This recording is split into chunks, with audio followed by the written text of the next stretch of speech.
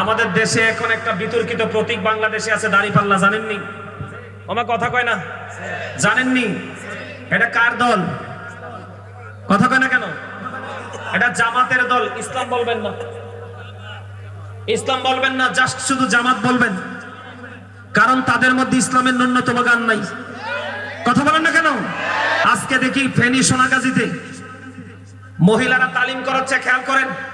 এখন আমার তাৎক্ষণিক মনে হয়েছে মহিলারা তালিম করাচ্ছে, এই আপনাদের এই দৌলতপুরে যেন এই দল যেন আসতে না পারে, খেয়াল করবেন। কেন জানেন?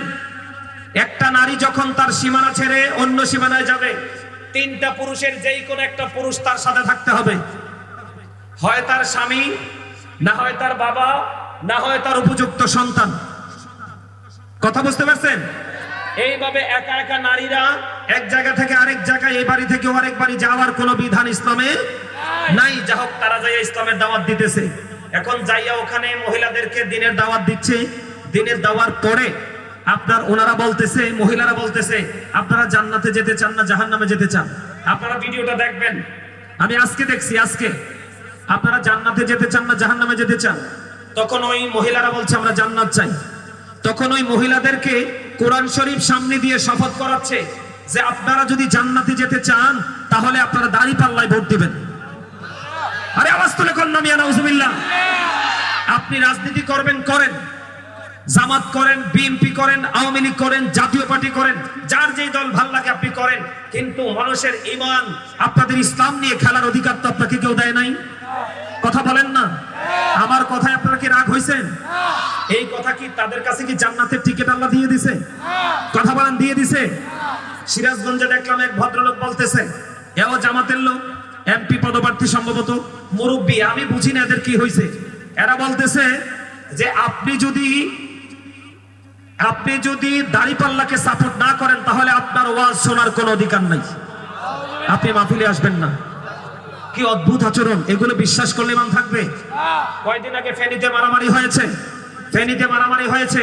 এক ভদ্রলোক বলতেছে ও জামাতে, ওই ভদ্রলোক বলতেছে মসজিদে যদি কি করা না যায়, মসজিদে যদি রাজনীতির আলাপ করা না যায়, মসজিদে আজান চলবে না, কোরআন তেলাওয়াত চলবে না।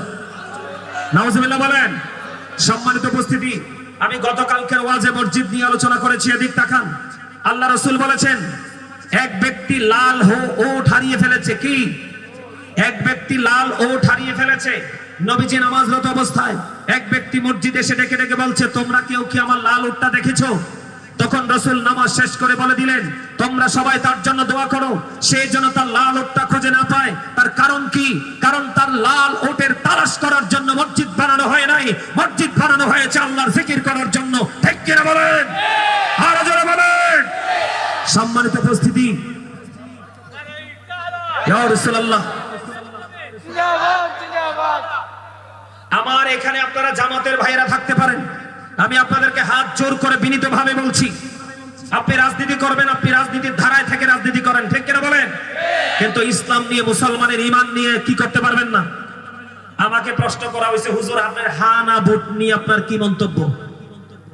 আমাকে বলা হয়েছে বাংলাদেশে গণভোট হবে, হা না হবে। হা না ভোট নিয়ে আপনার কি মন্তব্য?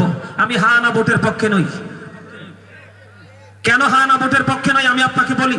আপনি যদি হা এর পক্ষে দেন তাহলে তারা সংস্কার করবে। কথা বলেন।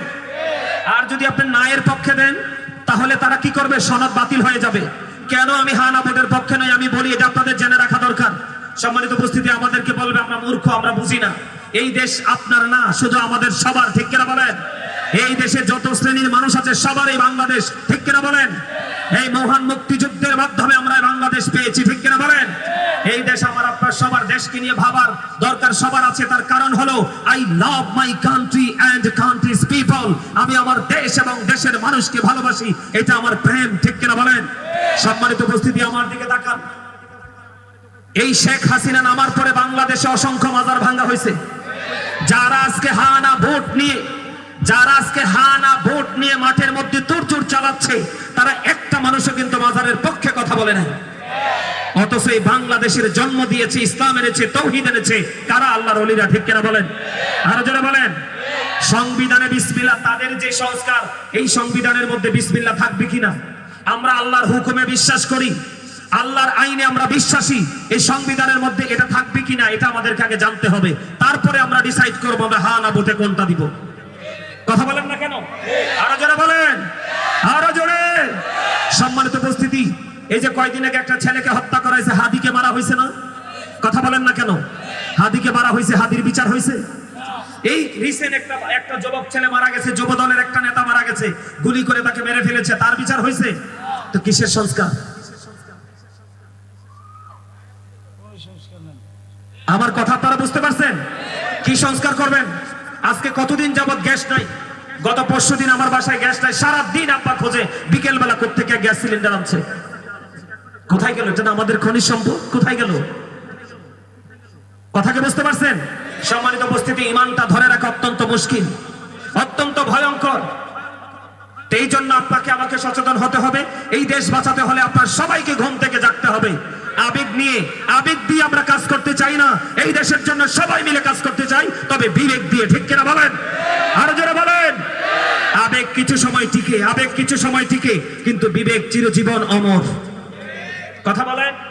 আমি যতক্ষণ পর্যন্ত ওয়াজগুলো করেছি, যারা বিবেকবান তারা ব্রেইনে সেটআপ দিবে। ঠিক কিনা বলেন? সম্মানিত উপস্থিতি, তারা যে বক্তব্যগুলো দিচ্ছে, একটার পর একটা বক্তব্য দিচ্ছে, ঈমান শেষ। যারা বিশ্বাস করবে তাদের ঈমান থাকবে না। ঠিক কিনা বলেন? আমি কিন্তু, আপনি আমাকে বলতে পারেন হুজুর আপনি কি রাজনীতি করেন? না, আমার জীবনে কোনোদিন আমি মিছিল মিটিং এ যাই নাই, আমি রাজনীতি করি না। কিন্তু যখন দেখলাম যে তারা মুসলমানের ঈমান নিয়ে চিনিমিনি শুরু করেছে, তখন তো আর কথা না বলে উপায় কথা বলার উপায় আছে? এই জামাতের একজন নেতা এমপি প্রার্থী, তার নাম ফয়জুল হক না কি জানি, সঠিক বলতে পারবো না। সে একটা উঠান বৈঠকে গেছে মানুষকে দিনের দাওয়াত দিতে। কি দিতে? যাইয়া বলতেছে সে সারা জীবন পাপ করছে, কিন্তু এখন যদি সে বিড়ি টানতে টানতে স্মোকিং করতে করতে কেউ কি যাইয়া বলে যে তুমি দাঁড়িপাল্লায় ভোট দাও, এই কথাটা বললেই নাকি তার সব গুনাহ মাফ। কথা বলেন, এগুলো কি মুসলমানের কথা? এই মদ, জুয়া, জিনা, ব্যভিচার, গান, বাদ্যযন্ত্র, এইগুলোর পাশাপাশি আমাদেরকে এই জায়গাগুলোতেও সচেতন থাকতে হবে। ঠিক কিনা বলেন? সম্মানিত উপস্থিতি, আমার সময় শেষ, আমি নেমে যাব।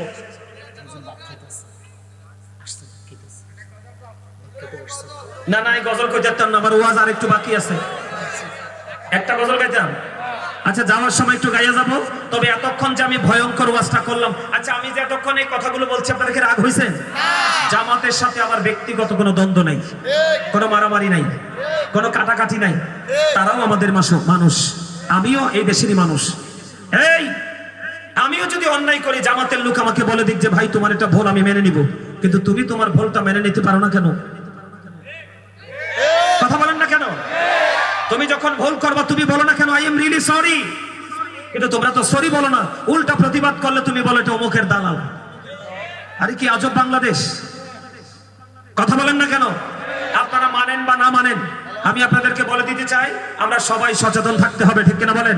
আমরা মুসলমান হিসাবে প্রথম আমাদের ঈমান, এই বক্তব্য বিশ্বাস করলে আমাদের ঈমান থাকবে না। থাকবে? আরো জোরে বলেন, থাকবে? থাকবে না। সবচেয়ে বেশি মজার খবর কোনটা জানেননি? বলবো? সবচেয়ে বেশি মজার খবর হলো, আমরা যখন মিলাদুন্নবীতে নবীজির মিলাদুন্নবী করি, তখন কিন্তু তাদের দলের আলেমদের কিন্তু ঘুম হারাম হয়ে যায়, কখন আমাদেরকে বেদাতি বলবে। ঠিক কিনা বলেন? কিন্তু কোরআন হাদিসে মিলাদের দলিল আছে, তারা মানে না, এই জন্য তারা বেদাত ফতোয়া দেওয়ার জন্য ভোরবেলা উঠে বসে থাকে মিডিয়ার সামনে। কিন্তু এখন কি আমাদের এই মৌলবী ভাইগুলা কি নোটের কাছে বিক্রি হয়ে গেল? আপনারা দেখেন তাদের কিন্তু প্রতিবাদ নাই, চুপ হয়ে গেছে না? তাহলে কি হয়ে গেল? নোটের কাছে বিক্রি। আমরা আহলে সুন্নাত ওয়াল জামাত সকালে যেটা বলি বিকালেও সেটা বলি, আমার পূর্বপুরুষ যেটা বলছে আমরা এখনো সেটা বলি। আরো ভয়ঙ্কর খবর, আমার দিকে তাকান। গতকালকে জামাতের আরেক নেতা এমপি পদপ্রার্থী বয়ান দিতেছে, বলতেছে যে ইব্রাহিম আলাইহিস সালাম ইসমাইল আলাইহিস সালামকে কুরবানি করেছে, এই কুরবানির চাইতে বড় কুরবানি হলো জামাতকে ভোট দেওয়া। তারা ক্ষমতায় তো গেছে না, ক্ষমতায় গেলে কি হইব? আরো জোরে কোন মনু, মুই তো শেষ হইয়া যাইতে আছি, মুইন কি হরমু, কোনটা নিয়ে মুই কথা কম মনু? সম্মানিত উপস্থিতি, তা আমি তাদেরকে, জামাতের যারা বড় বড় লিডার আছেন, আমি আপনাদেরকে বলবো এই পাগলগুলোকে থামান। এখনই থামান, না হয় যতটুকু সম্মান আছে ততটুকু জাতির কাছে হারিয়ে ফেলবেন। কারণ বাংলাদেশের মানুষ অত স্টুপিড না যে আমি বললেই মেনে নিবে। কথা বলে না কেন? কোন মুরব্বীরা হাত তুলবেন না। আমি আমার যুবক ভাইদেরকে বলছি, তারা কিন্তু কোরআন হাদিসের সাথে সম্পৃক্ত নয়। যুবক ভাইরা, তোমরা বলো, নিরপেক্ষভাবে তোমরা বলো, মুসলমান হিসাবে এ বক্তব্য কি তোমাদের বিবেকের কাছে কি গ্রহণযোগ্য মনে হয়? এই যে কথাগুলো বললাম, তারা যে বক্তব্যগুলো দিয়েছে, এই বক্তব্য কি গ্রহণযোগ্য? এটা মানার মতো? যে জীবনে ইসলাম কি বোঝে না সেও এগুলো মানতে পারবে? অত্যন্ত কষ্টজনক কথা। এটা মুসলমান ধ্বংস হওয়ার মতো কথা। আমরা তাদেরকে হেদায়াত আল্লাহ দান করুক, জোরে বলেন আমিন। এবার আসেন বন্ধু, এই যে যারা বন্ধু কি করতেছে, এই মানুষের ইমান নিয়ে শুনিমিনি খেলতেছে শুধুমাত্র দুনিয়ার ভোটের জন্য, চেয়ারের জন্য। চেয়ার কিন্তু চিরকাল অমর হয় না। আমরা দুনিয়ার লোভে পড়ে, দুনিয়ার প্রেমে পড়ে বন্ধু আমরা এত অন্যায় অপরাধ করতেছি, আমাদের জন্য ভয়ঙ্কর আযাব। এই অন্যায়গুলো থেকে আমাদেরকে বেঁচে থাকতে হবে, অন্যথায় জাহান্নামে যেতে হবে। আপনার আমার প্রাণের রাসূল বলে দিয়েছেন বন্ধু, জাহান্নামের আগুনটাকে আমার আল্লাহ বন্ধু 1000 বছর তাপ দিছে, আগুনের রং হয়ে গেছে সাদা। আরো 1000 বছর তাপ দিয়েছে, আগুনের রং হয়ে গেছে লাল। আরো 1000 বছর তাপ দিয়েছে রে, রং হয়ে গেছে বন্ধু কালো। আমি আপনাদেরকে বলে দিতে চাই, ও বন্ধু, এই জাহান্নামের আগুন এই সর্বস্তরের অপরাধীর জন্য আমার আল্লাহ বরাদ্দ করে রেখেছে। আগুনটা তো ভয়ঙ্কর হবে, পৃথিবীর আগুনের চেয়ে 70 গুণ বেশি পাওয়ারফুল হবে বন্ধু। শুধু তাই নয় রে, সবচেয়ে বেশি কম আযাব হলো আগুনের একটা জোড়া জুতা পরিয়ে দেওয়া হবে। মাথার মগজটা বন্ধু উত্তপ্ত হয়ে যাবে, টকবক টকবক করে উতরাতে থাকবে। মানুষগুলো সেদিন কাঁদতে থাকবে, মানুষগুলো সেদিন চিৎকার করতে থাকবে। যেই সন্তানের জন্য, সেই সম্পদের জন্য তুমি দুনিয়ায় পাগল হয়ে গেছো, ঈমান আমলের বন্ধু তোয়াক্কা করো নাই, এই সন্তানের সম্পদ তোমার জন্য বেশাব হয়ে যাবে। আমার আল্লাহ কোরআন শরীফের 19 পারা সূরা শুআরার 88 নম্বর আয়াতে বলেছেন, ইয়াউমা লা ইয়ানফাউ মালু ওয়ালা বানুন। আমার আল্লাহ বলেছেন, ধন সম্পদ সন্তান সন্ততি কোনোদিন কোনো কাজে লাগবে না। বন্ধু, আমি তোমাদেরকে বলে দেই রে, দুনিয়ার জন্য তুমি ধর্মে আঘাত করো না, দুনিয়ার জন্য তুমি ইসলামে আঘাত করো না, আল্লাহর বিধানের উপেক্ষা তুমি করো না।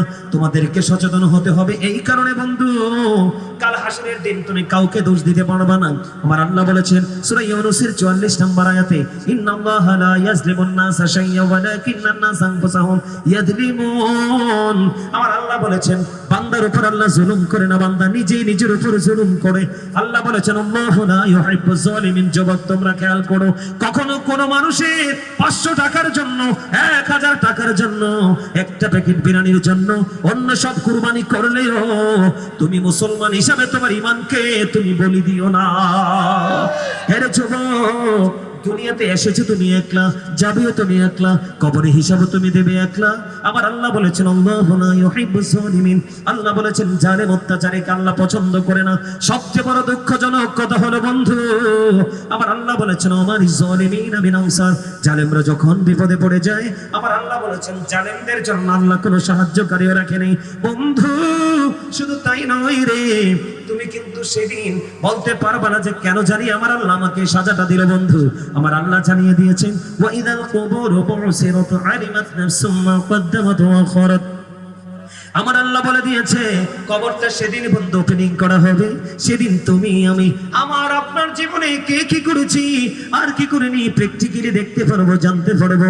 বন্ধুরে আমার, এখানেই শুধু ক্ষান্ত নয়, তুমি যখন সেই ভয়ঙ্কর অবস্থা দেখতে পারবে, তুমি কিন্তু চাইলেও বন্ধু দৌড় দিতে পারবে না। আমার আল্লাহ বলেছেন, ইন্না বাতশা রাব্বিকা লাশাদীদ। আল্লাহর ধর, আল্লাহর পাকড়াও বড় শক্ত, বড় কঠিন। বন্ধুরে আমার, আল্লাহ বলেছেন, ইন্নাল্লাহা সারিউল হিসাব। Allah is quick to take account. Allah হিসাব গ্রহণে অত্যন্ত তৎপর, ধরবে খুবই শক্তভাবে, হিসাব নিবে বন্ধু চুকিয়ে চুকিয়ে। জোরে জোরে করুন একবার আল্লাহু আকবার। বন্ধুরে, ও যুবক বন্ধু, তোমরা মনে রেখেছো কিনা জানি না, আমি তোমাদেরকে বলে দিয়েছিলাম জান্নাতীদের জন্য 4টা নহর। ও বন্ধু, যেটা মন সেটা খাইবা, প্রস্রাব নাই, পাখানা নাই। বন্ধুরে, জাহান্নামে যারা যাবে রে, এতক্ষণ পর্যন্ত যে অপরাধগুলোর কথা তুলে ধরলাম, আরো কত অপরাধ আছে প্রত্যেক দিনে বলে শেষ করা যায় না। এতগুলো অপরাধ যারা করলাম, ও বন্ধু, তোমাদেরকে আমি রেড সিগন্যাল দিয়ে যাই, তোমরা শোনো, শোনো রে।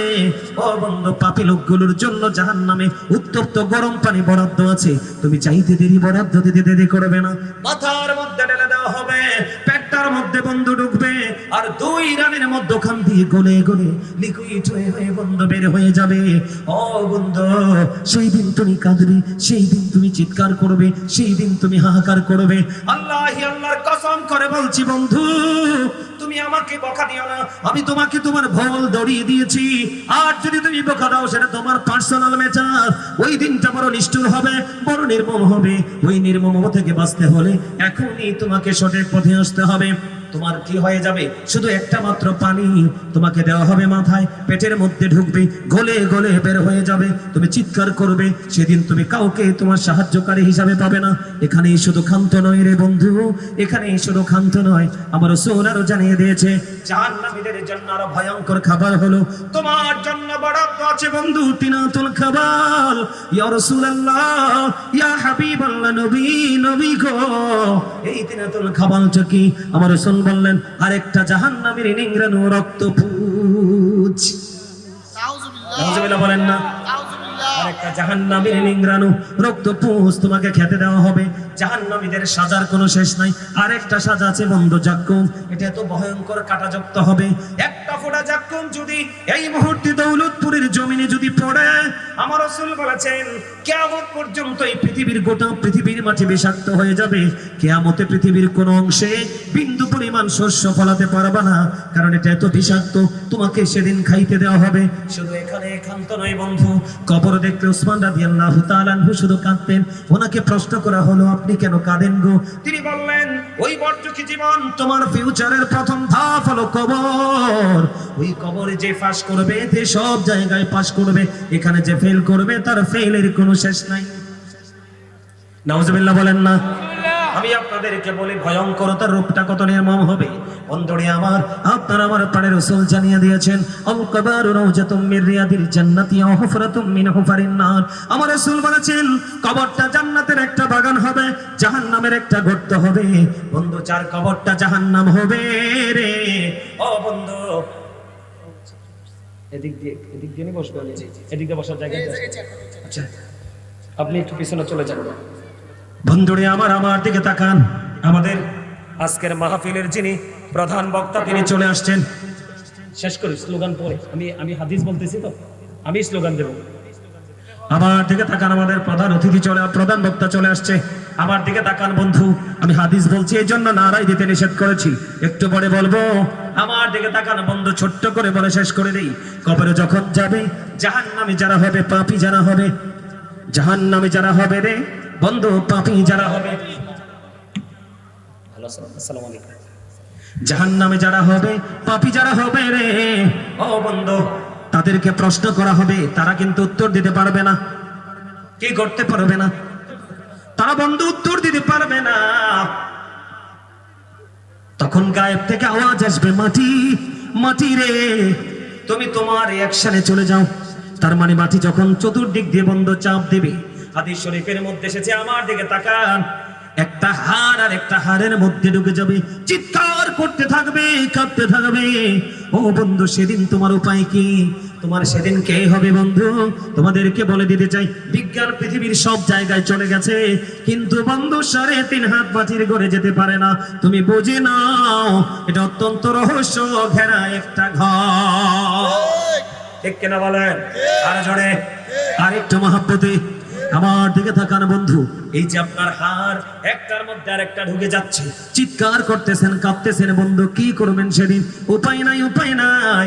ও বন্ধু, আপনার কোনো উপায় নাই। এই জন্য আমি আপনাকে বলে দিতে চাই রে, আল্লাহ বলেছেন লা ইয়ামুতু, people will not die that day, সেদিন মানুষগুলো মরতে পারবে না। আল্লাহ বলেছেন ফিহা ওয়ালা ইয়াহইয়া, people will not be able to live that day, সেদিন মানুষগুলো বাঁচতেও পারবে না। আল্লাহ বলেছেন ওমা human হাবিগাইবিন, people will not be able to escape that day, সেদিন মানুষগুলো চাইলেও সেদিন সেখান থেকে পালাতে পারবে না। বন্ধুরে আমার, তুমি বাঁচতেও পারবে না, মরতে পারবে না, ওখান থেকে বন্ধু পালাতেও পারবে না। উপায় কি হবে রে? সন্তানও তোমার কাজে লাগবে না, সম্পদও তোমার কাজে লাগবে না, তোমার একটা মাত্র মাত্র রাস্তা আছে রে, একটা মাত্র রাস্তা আছে। সেই রাস্তা হলো হক্কানি আলেমদের সাথে প্রেমের ডুরি লাগাও। আমার আল্লাহ বলেছেন, join with my dear people, come to my paradise, ফাদখুলি ফি ইবাদি ওয়াদখুলি জান্নাতি। তোমার একটা মাত্র রাস্তা, যোগ্য, দক্ষ, কোয়ালিটিফুল হক্কানি আলেমের সাথে প্রেমের ডুরি লাগাও। তোমার নিয়ামত বাধ্যতামূলক, জোরে বলেন আমিন।